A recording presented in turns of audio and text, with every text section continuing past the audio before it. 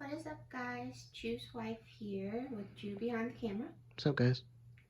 So, as you can see by this pile, we have a little bit to talk about. So, we went to Raleigh, GalaxyCon, and we went a little cuckoo, but we've been cooped up for a while. So, this was one of our first big conventions since COVID really hit, and it was bustling. So without further ado, we'll just go a quick run through. Obviously there's a bunch of Funkos here. There were a lot of people doing different deals and stuff, so we found what we wanted. I'll just briefly touch on them, and I'll touch a little more on some we really wanted.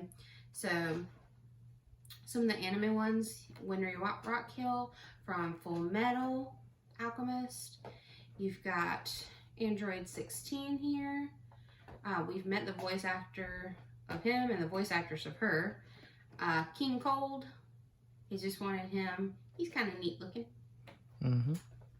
These are all newer ones. None of those are really vintage. Stitch was for me. I'm a huge Disney fan, as can be seen. So Disney's my thing. Jesus has been loving on the Bad Batch. So we found, this is Tech and Echo, and then over here we've got Hunter.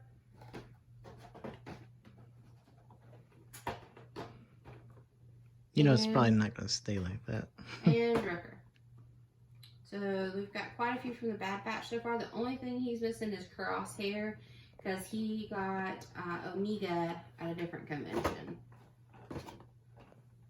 Okay, so all those. Cruella actually was not me. My sweet hubby really wanted her. Yes, I like the movie. I'm not going to hold back on what I like, and I figure she's going to go from something later on. Not that I'm going to get rid of her. I just thought it was cool. Future Trunks over here, going back to Dragon Ball Super. The legendary Rattata. I call it the legendary Rattata. It was the first Pokemon I caught in Pokemon Go, which was everyone's favorite, or first two. Rita, who the actress for her is going to be coming to a convention near us soon, I believe. So that was kind of a hunting one. Jasmine. Okay, so she's actually from the Ultimate Princess Collection Celebration series. And there's a Jasmine, Aurora, Ariel, and Tiana. And I want all of them because they're all really neat. They have their own little things with them. Like the detail is really significant in their surroundings instead of them just being them. So I have this one, and I've got my Tiana. So I've got 2 of the 4. And like, it's really neat because she's holding her frog, and there's actually the little book, the Frog Prince, down below, and there's a teddy bear over here. And then for Jasmine, she's got her shoes on and everything. She's got her little potions, and she's holding a flower. So like, they really went all out trying to put detail into these for this collection. Special collection, I definitely want all of those. Ursula, she's from the 30-year anniversary. I have the 30-year Ariel up here, so she's going to be matching my Ariel. And of course, we love Ursula's body language. This is another Stitch. I got 2 Stitches because I love Stitch. Don't even question it. Raditz, again, going back to Dragon Ball, but this is Dragon Ball Z. We didn't have him, and I kind of like Raditz. He's cool. Headed back towards Star Wars, we have an Emperor Palpatine. Now, he is from the newer Star Wars series, as well as Poe. Poe's from the newer Star Wars series, not the originals. We're not huge fans of the sequels, but we do like Palpatine and his do-it mentality. And Poe, the actor that plays him, is Guatemalan. So Jesus really likes that, and I don't blame him. It's kind of neat, and he's kind of attractive. So, you know, like I said, there were a lot of deals going on, so we couldn't pass some of them up. We also found Li Shang. He's going to go over there with his Mushu, Cricket, and Mulan. So he'll head over that direction. And then Scarlet Witch. This one's really neat because she's actually levitating, and she's got her sorcery book. I love it because I got to be a little bit witchy with my husband and explain some things to him when it came to that. And then this is Uncle Iroh from Avatar: The Last Airbender, and he's sipping his tea. Who wouldn't want Iroh? Okay, so this is our collection. That took a long time to go through all this, but you've seen those now. So, moving on to some of the other things we got. So, we got some more pops, but we have brought those with us because there were specific people that were going to be there that we wanted to sign them. Honey, you want to talk a little bit? Sure. As you can see, I'm not trying to count the Funkos we had, but honestly, it was a lot of Funkos. And like she said, there was a lot of deals that you just can't really pass up on. A lot of them were like 5 for $20, and just some of them were individually priced. And so you just, you can't really pass it up. So that's kind of what it is. But nonetheless, we did spend a lot. But some of these were really cool. So, okay. So, go ahead. This is my Winnie the Pooh. I grew up on Winnie the Pooh, and we met Jim Cummings. He was very nice. He's also the voice of Raymond from The Princess and the Frog. They don't have a Funko for him. But yep. Also the voice of Hondo Ohnaka in Star Wars, and Clone Wars, and in Rebels. But, of course, I really wanted my Winnie the Pooh. And he did the voice for us. He said, just a little bit of Pooh. Grew up on Winnie the Pooh with my mom. We both would watch that when I was little.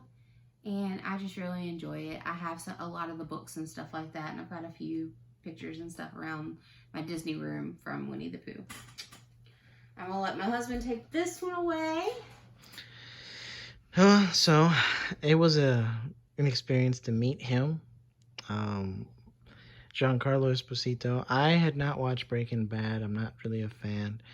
I didn't see many of other things that he did, but when it came to Star Wars, and more specifically The Mandalorian, he just is that character. He has that presence, both in the show and in real life. Like, we had to wait for him for a while. A long while. About over an hour. He had to do some stuff, which, again, I guess we can understand. But once we got to meet him, he was very personable, very nice, very engaging with all the fans. I want to say one of the nicest experiences we've had. I mean, he really was outgoing. He was happy, And here's the funny thing. He was actually only supposed to be there Friday. Well, Thursday, I believe. Thursday and Friday.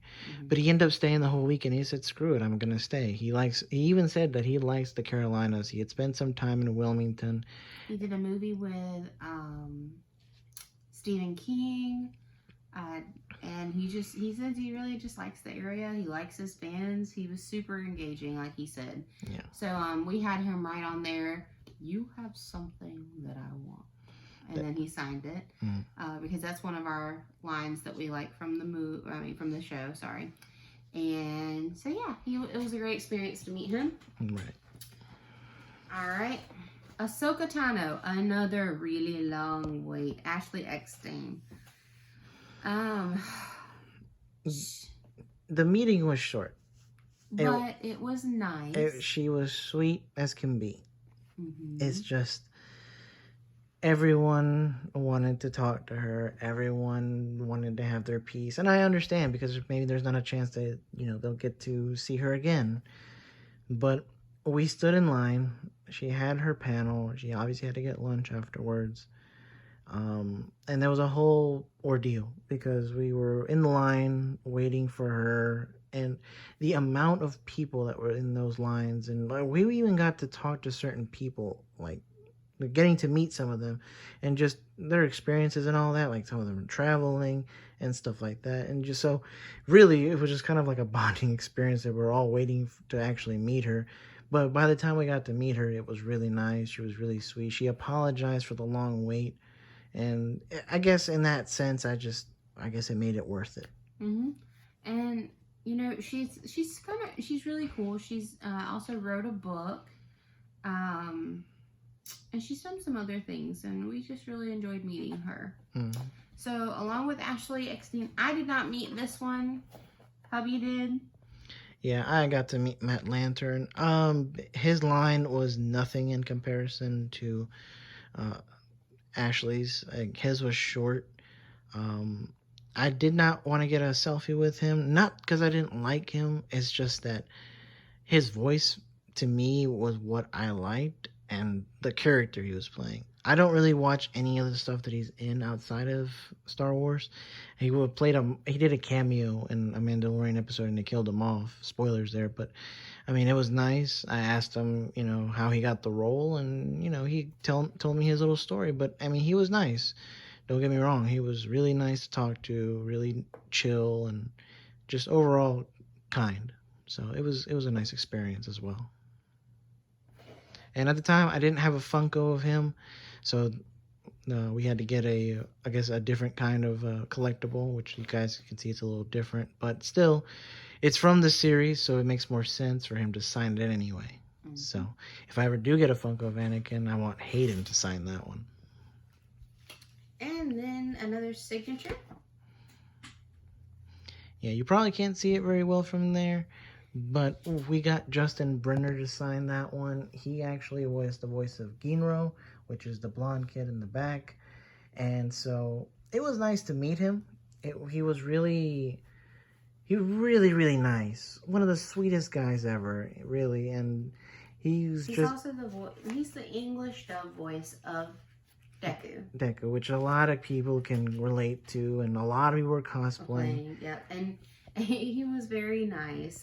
He enjoyed meeting his fans. You could tell he was very engaged with them. Every time he'd see someone dressed up as Deku, hey, I know you. You just trying to give that fan base a good experience. And it's something that Jesus and I talked about a little bit before, but you meet all walks of people at these conventions, and some of them, this is all they can afford, or this is, their one big thing they do, and they just get so excited to meet they're heroes in a way. The people that voice things that make them happy, help them deal with their anxiety, depression, especially with COVID that's been going on. I think it was really nice to see everyone so engaged with their fans. That's it, I think, for signature stuff right now. Jesus got some manga. There was a 5 for $20 table. You can't pass those up. You just can't. Oh, manga is getting more and more expensive. So he got some different. This is Dark Horse manga, Tokyo Babylon. Danganronpa. Fate Zero. And interestingly enough, a lot of these mangas I don't actually see out and about ever. Drifters. They're mostly Dark Horse, it looks like. Right, and so that's a brand that I don't see very often, even in Barnes and Noble. And then Neon Genesis Evangelion. I watched some of that. And all those are very popular series. So to get those for $20, I just couldn't pass those up. So we also found this little place that was like a going out of business sale, so everything was under $10. So we just got some interesting little finds here. We got a Markov. He's kind of cool, pretty detailed. A Sharknado. And I don't know if that's going to go to your dad or not, but it's... I don't think so. I don't think my dad's into Sharknado. I don't even remember what some of these things are. Oh, yeah. Django's Clone Cleaning 24 Secret Service Premium Quality. Nice.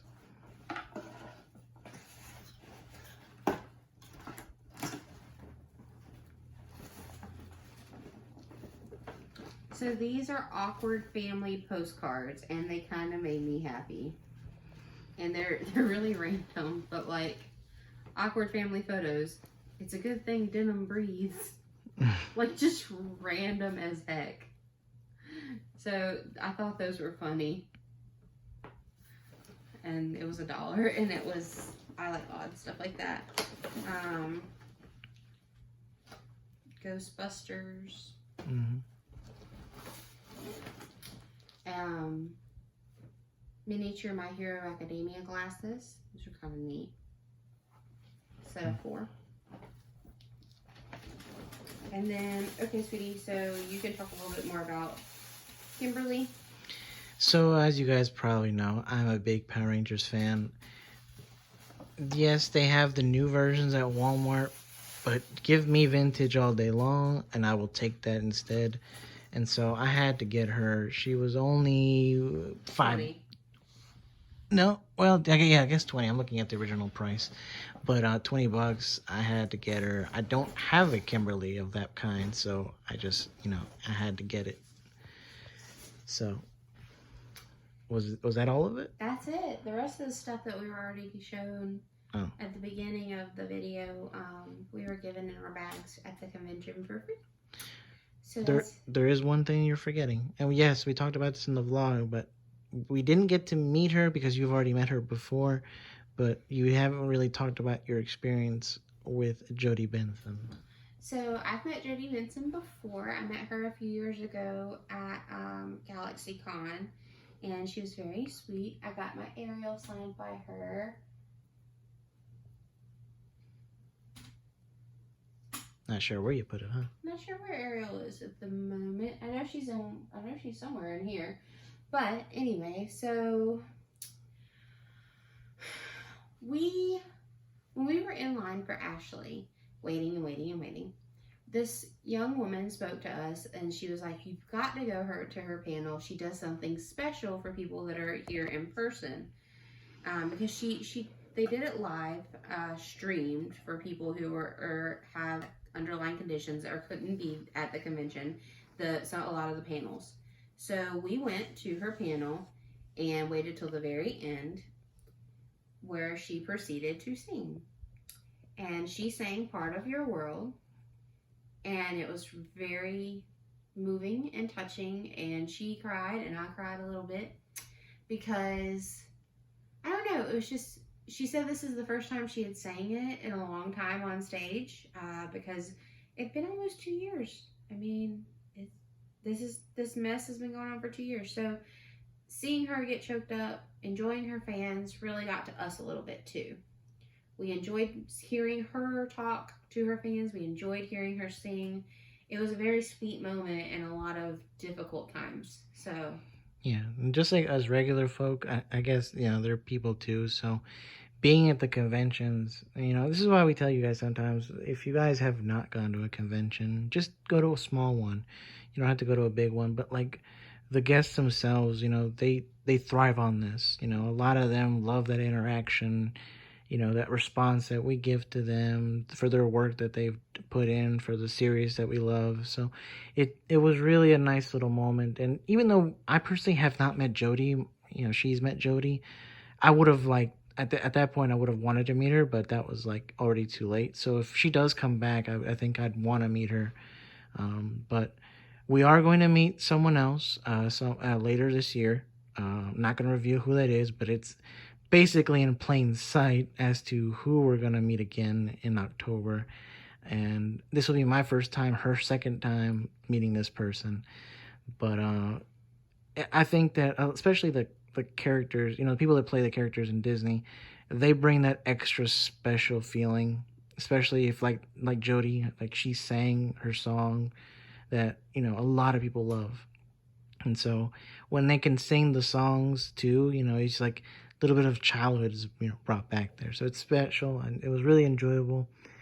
But for me, I guess, kind of moving on, I guess the person that I enjoyed meeting the most out of this convention was Giancarlo.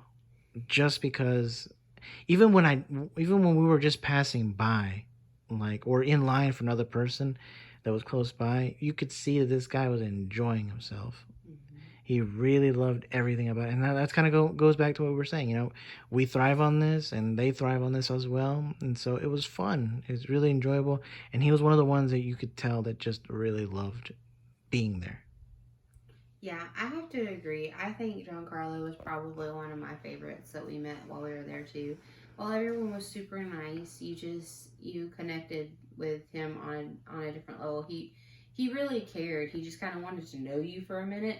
Do I expect him to remember us? Absolutely not. But he definitely gave you his undivided attention, and he tried to involve everyone Right. in what was going on. You're right. He walked out while we were in line for another person. He walked out and he had his phone. He's like, "Everyone say congrats, Ruby!" And I assume Ruby. I don't know if it's his niece or his daughter, but he's like, "She just got into NYU." Like, just using the fans to interact like that, it makes everyone feel included. And he was so nice. I mean, there's. I watched him in Revolution with my mom, and so I liked him in that, and I really enjoyed him in The Mandalorian. So just meeting him in person was super cool. Right. And to hear that he's also, and this is kind of a side note, for him to be in the next season of The Mandalorian and in being Book of Boba Fett, I think that's really cool. So it's going to be interesting. But yeah, I think that kind of wraps it up. As you guys can see, we have I would say mangas, Funkos galore here, a lot of stuff. And yeah, I can't say I have a favorite find either because all of it's really nice in a different way. I don't know if you have any final thoughts. No, very enjoyable convention. Wasn't perfect, but it was fun, and we definitely made the most of it. So I think that's all I've got. I think that's all he's got. It's probably a little bit too long of a video, but it's okay. We're really glad for you guys joining us and watching our video. If you have any comments, suggestions, or questions for us, we're always here to answer them. Just like, comment, subscribe, and we'll catch you later.